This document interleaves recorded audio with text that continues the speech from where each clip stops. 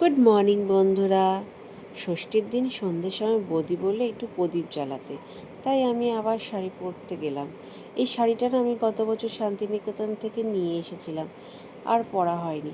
তো সরস্বতী পুজোয় পরবো বলে ঠিক ছিল, কিন্তু একটু কারণে আমার আর পরা হয়নি।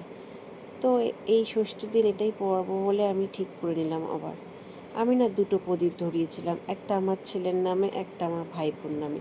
আসলে বৌদি এই বছর পারবে না, তাই। আর ও তো আমার ছেলের থেকে কোনো অংশেই কম নয়।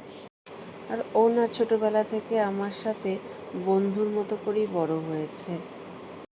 ঝগড়া, ভালোবাসা, বায়না সব আমার সাথেই ছিল। এদিকে আমার ছেলে ও বদ্দাকে দেখে ভাবছে ওকে কখন করব।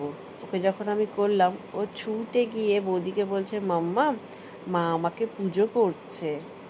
তখন বড্ড হাসি পেয়ে গেছিলো। বাচ্চা মানুষ যা মনে আসে তাই বলে। শেষে আমি মহাদেবের কাছে প্রদীপ দুটো রেখে প্রণাম করে নিলাম।